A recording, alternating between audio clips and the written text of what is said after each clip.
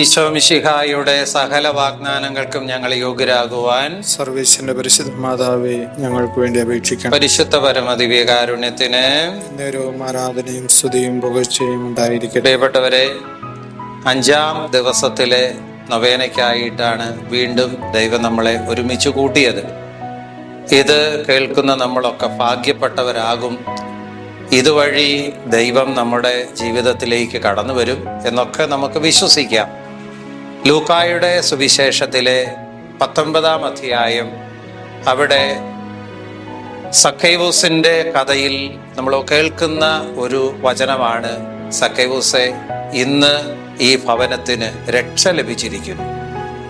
നമ്മളെല്ലാവരും കേൾക്കാൻ ആഗ്രഹിക്കുന്ന ഒരു വചനമാണിത്. രക്ഷ പ്രാപിച്ചെന്ന്, എൻ്റെ പ്രശ്നം തീർന്നെന്ന്, എൻ്റെ മക്കൾ രക്ഷപ്പെട്ടെന്ന്, ഇന്റർവ്യൂവിൽ പാസ്സായെന്ന്, രോഗം മാറിയെന്ന്, കടബാധ്യത തീർന്നുവെന്ന് നമ്മളെല്ലാവരും കേൾക്കാൻ ആഗ്രഹിക്കുന്ന കാര്യങ്ങളാണ് രക്ഷപ്പെട്ടെന്ന്.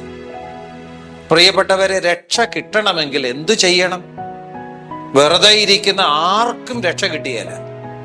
രക്ഷ സൗജന്യദാനമാണ്, പക്ഷെ അത് ദൈവത്തിൻ്റെ ഫ്രീ ആയിട്ടുള്ള ഒരു സമ്മാനമാണ് എന്നോർത്ത് എനിക്ക് വെറുതെ ഇരുന്നാൽ കിട്ടുമെന്ന് ഒരിക്കലും കരുതരുത്. പിന്നെയോ, ഈ രക്ഷയ്ക്ക് വേണ്ടി ഞാൻ അധ്വാനിക്കണം, ഈ രക്ഷയ്ക്ക് വേണ്ടി ഞാൻ പ്രയത്നിക്കണം. മാതാപിതാക്കന്മാരെ പണ്ട് പറയുന്നു കേട്ടില്ല, മുട്ടയിൽ നിന്നാണ് ഞാൻ ഈ കുടുംബത്തെ ഇത്രയും വളർത്തിയത്. ഒറ്റ ദിവസം പോലും കുർബാന മുടക്കാതെയാണ് ഞാനിത് ചെയ്തത്. ഒരമ്മച്ചി പറഞ്ഞത് ഓർമ്മയുണ്ട്, അച്ഛാ, ഈ കരുണക്കൊന്തയെ കുറിച്ച് കേട്ടപ്പം മുതൽ ഒരിക്കലും ഞാൻ ആ കരുണക്കൊന്തയുടെ പ്രാർത്ഥന മുടക്കിയിട്ടില്ല. എനിക്ക് രക്ഷ കിട്ടിയത് മുഴുവൻ ഈ പ്രാർത്ഥനയിലൂടെയാണ്. ഞാനിങ്ങനെ പ്രാർത്ഥിക്കുന്നു, അപ്പൊ അധ്വാനിക്കാൻ എനിക്ക് നല്ല ആരോഗ്യം കിട്ടുന്നു, എനിക്ക് സങ്കടം വരുന്നു, പക്ഷെ അതൊന്നും എൻ്റെ മനസ്സിനെ അഫക്റ്റ് ചെയ്യാതിരിക്കാൻ ഞാൻ ഈ കരുണക്കൊന്തയാണ് നിരന്തരം ചെല്ലാറുള്ളത്. പ്രിയപ്പെട്ടവരെ, ഈ വഴിയിലൂടെയൊക്കെ പോയവർക്ക് 100 നാവാണ്. അപ്പൊ അതുകൊണ്ട് എന്തു ചെയ്യണം? സ്വന്തം എഫേർട്ടിലൂടെ മാത്രമേ രക്ഷ നമുക്ക് സ്വന്തമാക്കാനായിട്ട് പറ്റുള്ളൂ. സ്വന്തം എഫേർട്ടിലൂടെ. ഈ കഴിഞ്ഞ കാലങ്ങളിൽ നമുക്കറിയില്ലേ, കൊറോണ വൈറസ് വന്നു. താമസിയാതെ ലോകാരോഗ്യ സംഘടന വാക്സിൻ കണ്ടുപിടിച്ചു. പക്ഷെ വാക്സിൻ കണ്ടുപിടിച്ചു എന്നൊരൊറ്റ കാരണം കൊണ്ട് നമ്മൾ ആരെങ്കിലും രക്ഷപ്പെട്ടോ? നമ്മൾ എന്ത് ചെയ്യേണ്ടിയിരുന്നു? ഗവൺമെന്റ് സൗജന്യമായിട്ട് ഇത് കൊടുക്കുമ്പോൾ അവിടെ ചെന്ന് നമ്മളത് വാങ്ങിയെടുത്ത് അത് കുത്തിവെച്ചു. ഇനി പെട്ടെന്ന് അവൈലബിൾ അല്ലാതെ വന്നപ്പോൾ എന്ത് ചെയ്തു?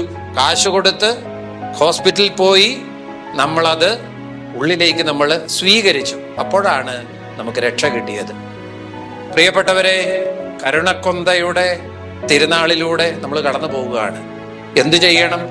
കരുണയുടെ തിരുനാളാണ്. ഞാൻ ആ തിരുനാളിൽ പങ്കെടുക്കുന്നില്ലെങ്കിൽ എനിക്ക് രക്ഷ കിട്ടുമോ?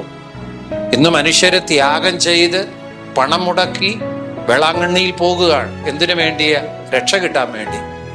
ഇന്ന് അപ്പൊ രക്ഷയുണ്ട് നമ്മുടെ അരികിൽ.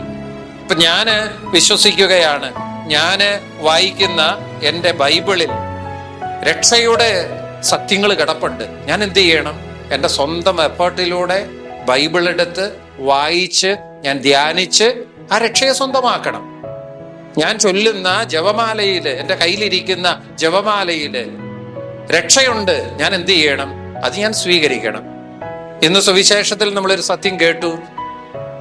ഈശോ സക്കൈവൂസിന്റെ കുടുംബത്തിൽ എത്തി എന്നൊരൊറ്റ കാരണം കൊണ്ടല്ല രക്ഷപ്പെട്ടത്.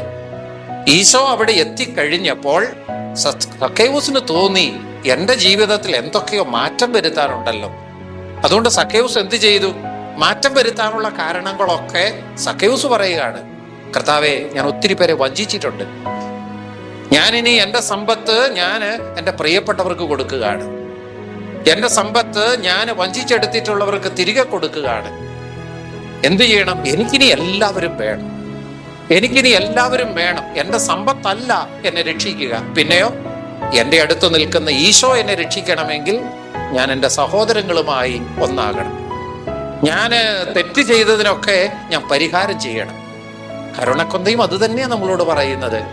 കുഞ്ഞെ, നിന്റെ തെറ്റിനെ ഓർത്ത് നീ അനുതപിക്കണം. കർത്താവെ, നിന്റെ തിരുവിലാവിൽ നിന്ന് ഒഴുകിയിറങ്ങുന്ന തിരുരക്തവും തിരുജലവും കൊണ്ട് എന്നെ കഴുകണമേ, എന്നെ ഒരു പുതിയ മനുഷ്യനാക്കണമേ എന്ന നമ്മൾ ഈശോയോട് പ്രാർത്ഥിക്കേണ്ടത്. പ്രിയപ്പെട്ടവരെ, അതുകൊണ്ടല്ലേ പൗലോസ്ലീഹ പറയുന്നത്, നിങ്ങളുടെ ജീവിത രീതിയിൽ നിന്നും ആസക്തികളാൽ കലുഷിതനായ ഒരു പഴയ മനുഷ്യനുണ്ട്, ആ പഴയ മനുഷ്യനെ മാറ്റണം.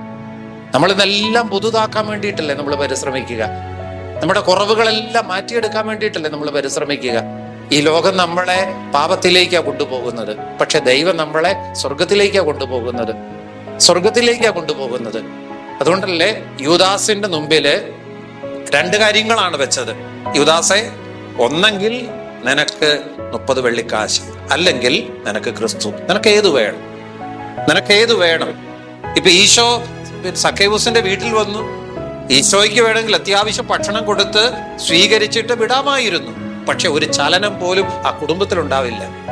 സക്കേവൂസിന് മനസ്സിലായി ഈശോ വേണ്ടിയ എന്റെ ഉള്ളിൽ മാറ്റം വരുത്താൻ. പ്രിയപ്പെട്ടവരെ, യൂദാസ് എന്താ ചെയ്തത്? അവൻ 30 വെള്ളിക്കാശ് മതി അവൻ ഈശോയെ വേണ്ട. അവന്റെ കാര്യം തീരുമാനമായി. ഇന്ന് ഈ കരുണക്കൊന്തയിൽ നിങ്ങൾ ചൊല്ലുമ്പോൾ രക്ഷ വേണമോ? രക്ഷ സൗജന്യദാനമാണ്. നിന്റെ തൊട്ടടുത്ത് രക്ഷയുടെ വഴികൾ നിൽപ്പുണ്ട്. എന്തു ചെയ്യണം? ഉപേക്ഷിക്കേണ്ടതെല്ലാം ഉപേക്ഷിക്കണം. പ്രിയപ്പെട്ടവരെ, നല്ല മനസ്സോടുകൂടെ സ്വീകരിക്കണം. അതിനുള്ള അനുഗ്രഹത്തിന് വേണ്ടി നമുക്ക് പ്രത്യേകമായി പ്രാർത്ഥിക്കാം. 5-ാം ദിവസം കത്തോലിക്ക സഭയിൽ നിന്ന് വേർപിരിഞ്ഞു പോയ സഹോദരങ്ങളെ ഇന്ന് എൻ്റെ അടുക്കൽ കൊണ്ടുവരുവാനാണ് ഈശോ ആവശ്യപ്പെടുന്നത്. എൻ്റെ കരുണ കടലിൽ അവരെ മുക്കിയെടുക്കുക.